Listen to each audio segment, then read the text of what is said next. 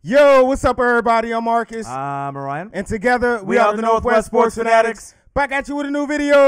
NFL Power Rankings, week number 6. A lot of movement at the top. Who will be number 1 this week? Hey, man, we getting to it. Some great divisional games coming up.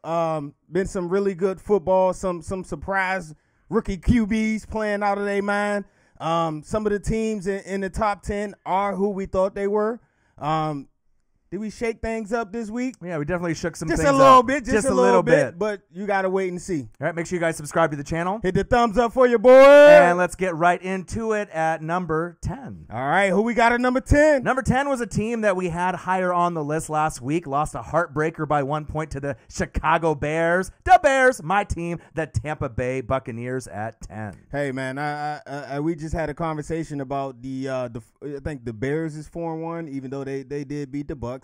3-2 Saints and 3-2 Raiders, a couple of other 3-2 teams. Yeah. I do feel that the Bucs are the best out of those teams, so that's why we put them at number 10. Right. We didn't have a full strength, complement at wide receiver with Chris Godwin out. Obviously, with Scotty Miller being hurt, it showed you, the offensive line definitely got dominated by Khalil Mack. Oh, yeah. Which we knew was going to happen, but they had a chance to win the game if Tom didn't forget what fucking down it was.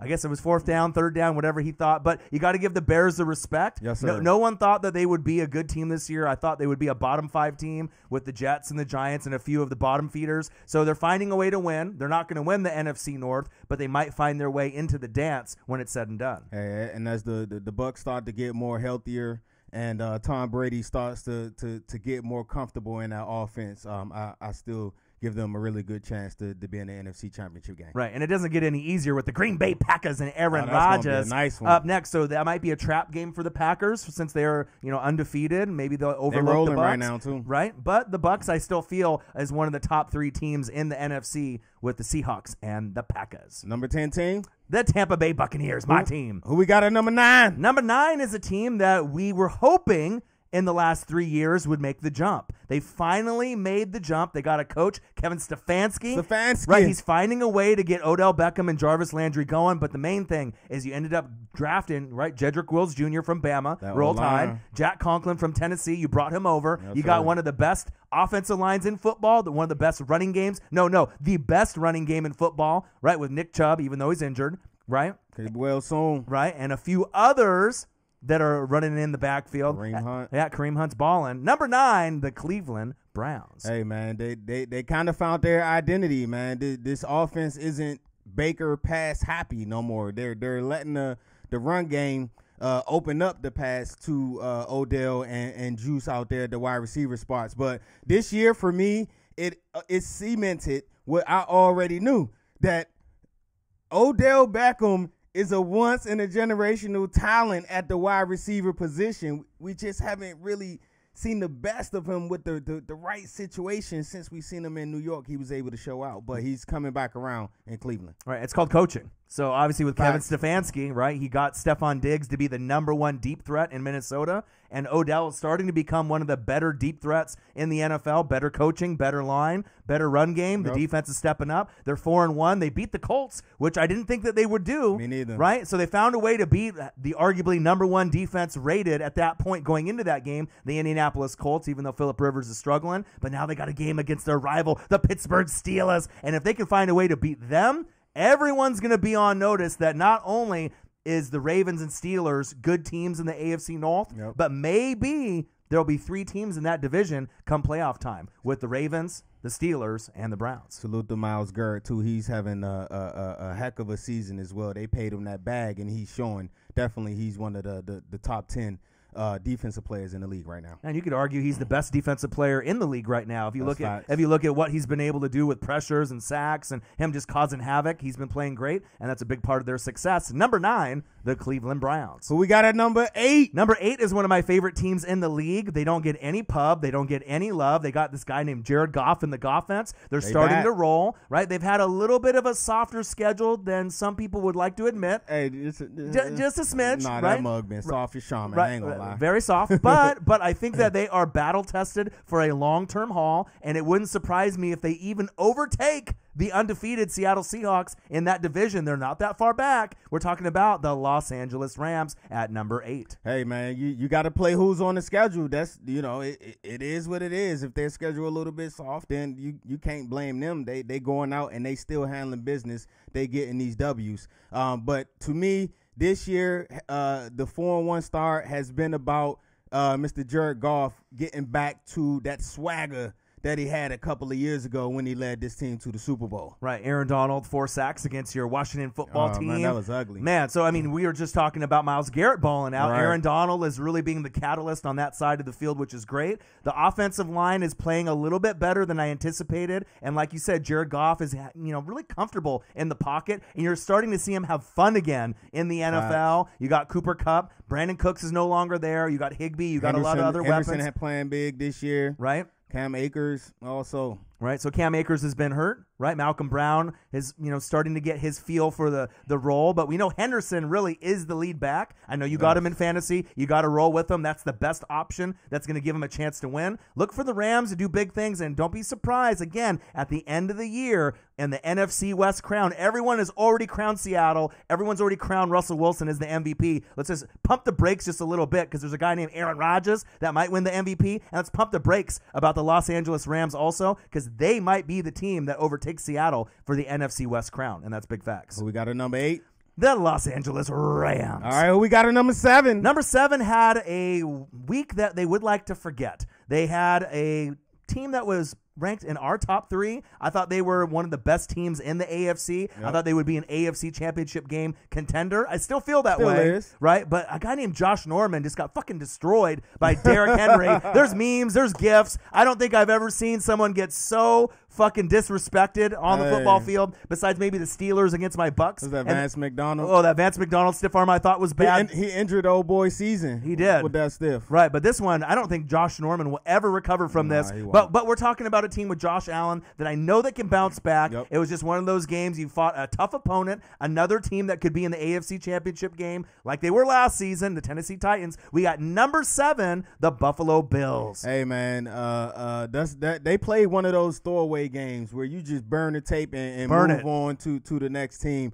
From the start, my guy Allen, he just didn't look comfortable. They just was off. The rhythm wasn't quite there. But no, they still a great team, and I still expect for them, like you said, to be in the fight as one of those teams to challenge for the FC Championship game. Right, and they was beat up 2 in the secondary. They didn't have the big 2-7 out there either. Right. Tre'Davious White is huge. Yes, he is. So if he's not out there, A.J. Brown's running loose, and then Jonnu Smith is getting loose. Tannehill looked comfortable, and everything was going their way. Josh Norman getting sent to Mars, right. And the galaxy. That's big facts. So I still think that the Bills are a solid team, but like you said, burn the tape, move forward. But you got to remember, this might be a team that you play in the playoffs, so you got to make sure that you get things cleaned up. And one thing they need to really improve on, they didn't get Le'Veon Bell in the Le'Veon Bell sweepstakes, right? The running game has kind of been piss poor up to this point. Devin Singletary hasn't been it. Zach Moss hasn't got a shot. They need a burst. Something. I don't know what it is. I know the trade deadline's coming up. Maybe they can address that issue. But that's one piece that the Buffalo Bills could get better at. And if they do get a better running back, look out. Also, hey, man, get that damn defense to playing like it needs to be playing. At the beginning of the season, we all thought this was a top 5 defense, man. It's not looking like that so far. No, absolutely. Number 7, the Buffalo Bills. All right, who we got at number 6? Number 6 is a team that I feel that will gradually climb up the ladder. Most people have them as a top 2 team going into the season, but I haven't really seen the full complement come into view just yet. But I like what Lamar Jackson, Action Jackson, New Wave is doing. New Wave. At number 6, we have the Baltimore Ravens. Hey, man, my only thing about the Ravens this year is that they're still finding that rhythm offensively. They ain't that well-oiled machine on the offensive side of the ball that we seen last year, and that's scary to think because here they are still sitting at 4-1. Right. I feel like they don't really know their identity just yet. They're getting close, but it's like when you have J.K. Dobbins, Mark Ingram, yes, sir. Right, and then you got Gus Edwards. Who's the lead back? Who's going to be the guy that's going to get you dubs in the red zone in the fourth quarter when the game's on the line? If you're not getting Hollywood Brown, really into the game as much, then the others have to step up. But it can't just be Lamar Jackson and Mark Andrews every single play. It seems like those are like the only two that have the connection. And I don't know what this means for Lamar. Maybe they need to have him run more and maybe get back to last year. He's maybe a little banged up right now. Right. So, I mean, he played decent the last game. Him and Marquise Brown hooked up for a couple of passes. So hopefully, it's been hard on everyone, man. No OTAs, no training camps, no mini camps. But hey, at this point of the season, we can't use that as an excuse. We need to see that offense get back to rolling. Right. I need to be able to see them in MVP form. Like I said, this is supposed to be a team that's a Super Bowl contender. The pass rush needs to be better. The O-line needs to be better. But they need to find an identity to really move forward. What are they? Are they a Lamar Jackson running team? Are they just going to be throwing it to Mark Andrews every single play? I need to see some balance. But once they figure it out, watch out. This team could definitely find themselves in the AFC Championship game. Number 6, the Baltimore Ravens. Who we got at number 5? Number 5 is one of the most impressive teams. We saw a guy named Chase Claypool ball out for 4 touchdowns, 3 receiving, one I guess rushing. I mean, if you want to call it that. I mean, you're not going to see production like that every week, but it shows you Big Ben, I believe, has thrown 10 touchdown passes, only 1 pick so far. Everyone is pretty much healthy for the most part. I like this team moving forward. They are the biggest sleeper team in the NFL, especially on the AFC side. We're talking about number 5, the Pittsburgh Steelers. Hey, man, this guy's underrated, Connor, man. I'm telling you guys, he's really underrated. When he's healthy and on the field for that team, that gives him a real valuable threat running the ball. But the thing that amazes me is I don't know who's been doing the drafting in Pittsburgh for over the last century, starting with Lynn Swann, Starworth, Antonio Brown, Hines Ward, Plaxico Burress, Santonio Holmes, Martavius Bryant. Who you got? Juju now. You got Clay. How the Emmanuel Sanders, Deontay Johnson. We in what's 17? Wallace, Mike Wallace. How you guys keep finding these wide receivers, man? I don't know. I mean, we know Ozzie Newsome on Baltimore side, would find all those defensive gems.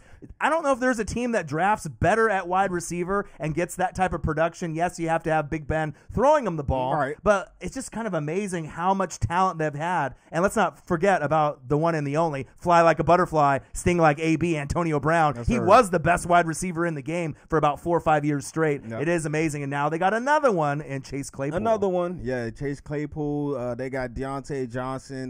They got Juju. They got a plethora of weapons out there for Big Ben, man, and he's steadily but surely finding his groove, man. You know, the funny thing is the weakest link is Eric Ebron. You know what I mean? That's crazy. You know what I'm saying? And he had those problems with the drops early in his career, hit the jug machine and started to get better. And now he seems like he's getting back to the drops again, and Big Ben will realize that and maybe not go to him as much. But if your weakest link is Eric Ebron, a guy that if you did give him good opportunities, could get you 500 to 800 yards and maybe 5 to 10 touchdowns. I'll take that if that's your weakest link on your team. They're really doing special things. The defense is amazing. Defense. TJ Watt, Bud Dupree, Minka Fitzpatrick. I mean, they got weapons. Devin Bush. I really like this team making a deep run.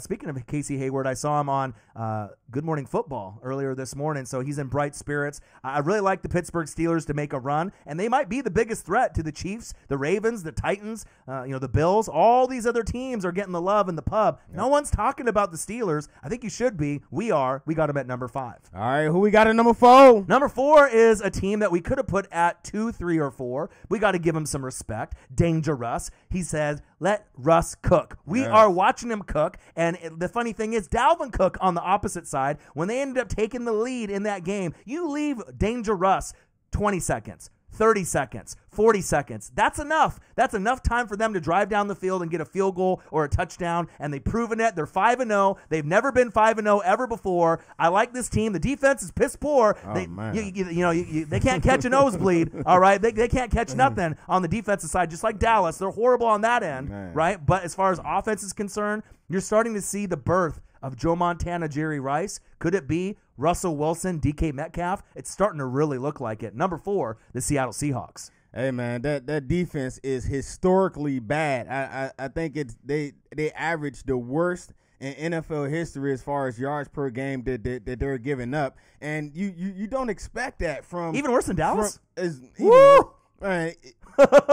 You don't expect that from a Seattle team that's been known for defense throughout their heyday, the peak of their success. They got a really good coach in Norton. He's out there, man. You can't keep relying on Russ to do it every week, even though we know he can. He can get you 13 of them by himself. Maybe more. Yeah, I mean but at some point in time, the defense this year, you got players. You got Dunbar. You got Shaquille. My guy's hurt. He'll be back soon. You got B. Wagner. It's the D line, but at some point in time, y'all got to step up and play better. Right. No pass rush. No Jadeveon Clowney. No Frank Clark. Just imagine if John Schneider, right, and Pete Carroll actually addressed the defensive problems, right, in the past 3 years, addressed the O-line. Then you'd be putting, Danger Russ in the perfect position to be able to get this Super Bowl run. I'm not saying that they can't, but right now, if you play a Packers team, a Rams team, maybe a Bucks, a Bears, or maybe one of the top-end teams, Chiefs, Ravens, Titans, Bills, you may not come out with the W. No. As good as Danger Russ is, at some point, if you play a team that's got a good defense, you're not going to stop Russell Wilson, but you'll slow him down. And if you slow him down for maybe a quarter and a half, instead of winning the game, 23-20, you might end up losing the game 27-23 just because your defense couldn't stop Aaron Rodgers. So I'm really interested to see moving forward. It's nice to see them be at 5-0. Right. Let's give. It's been fun, man. It's been fun watching. Let Russ cook, man. But at some point, they're going to get exposed by a quarterback that's just as good, if not better, like Aaron Rodgers. So I'm waiting to see if they can get things cleaned up. Free agency, we saw what happened there. You brought in Jamal Adams, great, right? Now you got the trade deadline coming up. If any team needs defense besides the Dallas Cowboys, it is this team. It's the Seattle Seahawks. But great job, 5-0. Number 4. The Seattle Seahawks. All right, who we got at number 3? Number 3 is a team that we could flip-flop with number 4 with the Seahawks, but we got to give them some respect because guess what? You beat a top 3 team in the Buffalo Bills. You beat the brakes off of them, right? On Tuesday Night Football, only second time in NFL history. The Tennessee Titans look good. We're talking about number 3, Ryan Tannehill's own, the Tennessee Titans. Hey, man, that team is well coached, and Ryan Tannehill, they said he couldn't play. Supposedly, right? He couldn't play. Maybe it was the coaching that couldn't get the best out of him, but look at him now, man. He's definitely looking like a Pro Bowl quarterback these last couple of years. He has a passer rating over 100 right now, and the way he is commanding that offense, and he not only commands the offense, he does the little things like third down, all-out blitz. He'll scramble and get that first down and break your defense back to keep the offense on the field. And when you keep the offense on the field, you know what that means. They keep handing that ball off to number 22 in the backfield. Right. So I think Ryan Tannehill, to me, is the most underrated quarterback that's in the league today. I mean, you look at a lot of other guys that get a lot of love and a lot of pub. He throws touchdowns. He doesn't turn the ball over. Yep. You got Derrick Henry, which is a great compliment to him. A best friend to a quarterback is an excellent running game. You got it. You sent Josh Norman to fucking Mars. He hasn't come back yet, right? Then you got guys like Jonnu Smith. To me, he's a top 3 tight end right now. If you look at the touchdowns, you look at the targets, he is balling. A fantasy football dream. Yeah. All right, you got guys like George Kittle. You got guys like Mark Andrews, right? You got guys like Travis Kelce. That's fine, right? But for a guy that's not really well known, Jonnu Smith is great. A.J. Brown is back. Even though Corey Brown got the COVID and Adam Humphries got the COVID, no worries, no problem. The defense has stepped up. I like everything. The defense playing big. Really big. Like, weren't you surprised in that Tuesday game? It was so one-sided that even if you didn't think the Bills were going to win, you didn't think that they get fucking mollywopped like that throughout that whole game, especially with all the drama with the COVID shit that's going on. So you got to salute to the Titans. They made it to the AFC Championship game, which we thought would be the Ravens, right? And they're starting to look like, hey, guess what? If it's not the Buffalo Bills, the Steelers, the Ravens, or the Chiefs, this Titans team might be able to get there. To the mix. You got to add them to the mix. They are legit. Do not sleep on Ryan Tannehill, this defense. But let's give some special love to the coach. All right, the Coach Vrabel, really deserves a lot of credit. I love this Tennessee Titan team, and when you have good coaching, it shows on the field, and it shows in the win column. Number 3, the Tennessee Titans. All right, who we got at number 2? Number 2 is going to be a team that we're going to have at number 1 the whole season unless they hit a bump in the road. Guess what? It was the Las Vegas Raiders. Great game. They were the bump in the road, but guess what? I'd rather get this loss out of the way. I still think that you're one of the best teams in the NFL. You're still going to the Super Bowl, and you just picked up Le'Veon Bell on the wire. So now you got Clyde Edwards-Helaire. You got some other pieces there that you can rotate in the lineup, but Clyde Edwards-Helaire plus Le'Veon Bell, even if it's just, maybe 5 or 10 carries. Patrick Mahomes, the Kansas City Chiefs, Andy Reid, they have to be the favorite in the AFC now if they weren't already the favorite. Number 2, the Kansas City Chiefs. Hey, I just got real creative in my mind. Okay. Tyreek, right? Right. Kelsey, right? Yeah. Lined up, right? Yeah. I think Shaboing hurt right now. Shaboing got a hammy. All right, he's hurt. All right, Robinson, right? McCole Hardman. All right, McCole Hardman as well, right? Helaire in the backfield, and you can line Le'Veon in the slot too. Oh yeah, absolutely. Get a mismatch on the linebacker. I'm excited to see how much creative ways that Andy Reid and Bieniemy going to integrate Le'Veon Bell into this offense. But the thing for me about Le'Veon, when was the last time we seen him at his peak?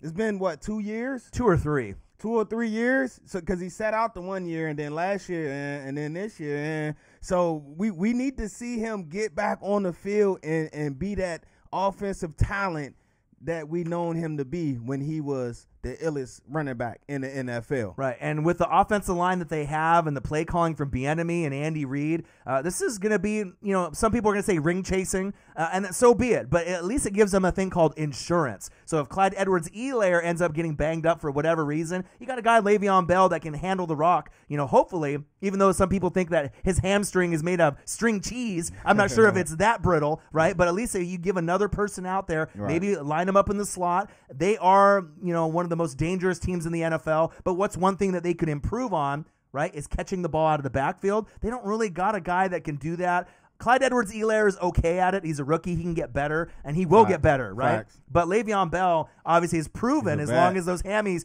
can hold up, he can do it. And I'm excited to see the role that he has. And they might just steadily ease him into the lineup. But like you said, if we put him in the slot, that's just going to be another mismatch, regardless if Shaboing is out with the hamstring for a couple weeks. The Kansas City Chiefs at number 2. All right, who we got at number 1? Number 1, we have a new entry for the first time in the year because it's pretty much been Kansas City Chiefs all week, all year long. It's Mr. Discount Double Check himself.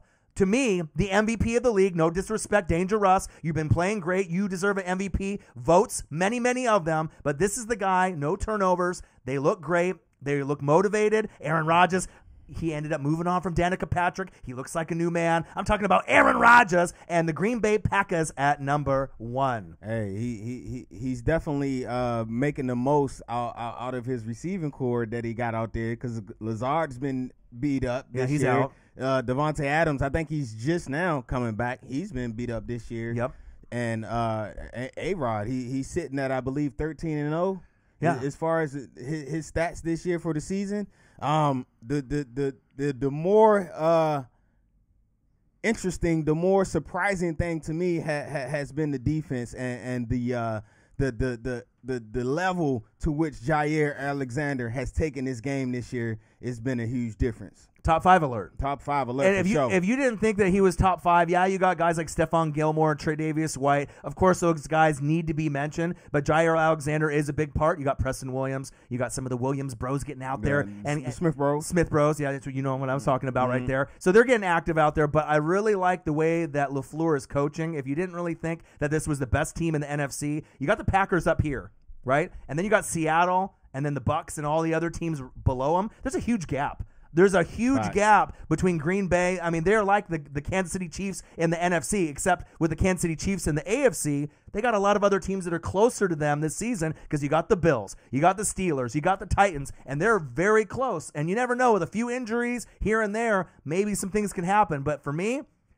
Seattle doesn't got the defense. Tom Brady with my team, we got a little ways to go. Got work to do. Still got work to do. I mean, we could still get there, right? But I think there's definitely holes that are there. We can't replace Chris Godwin or Mike Evans, and that's big facts. And the offensive line didn't do his job against, obviously, Chicago Bears. The Bears. But with Green Bay, I don't really see a whole lot of weaknesses. You got Aaron Jones. Who? Aaron Jones, right? And you got Jamal Williams. You got Aaron Rodgers. Robert Tonyan is getting, touchdown grabs. He scored 5 touchdowns, I believe, in the last 3 games. crazy. for a guy that's who? Robert Tonyan. Who the hell is that, right? But if you have him in fantasy, you might have him on your bench, see what he does. So I'm excited to see where Green Bay goes. And right now at number 1 and number 2, we got the Packers and Chiefs, and that's my Super Bowl prediction in 2020. All right, so there you guys have it. Make sure you guys subscribe to the channel. Hit the thumbs up for your boy. And we'll be back at you next week with Power Rankings week number 7. Drop y'all top 10 below in the comment section. I'll be there to check them out. Absolutely.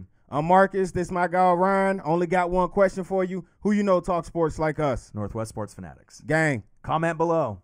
Gang, gang, gang.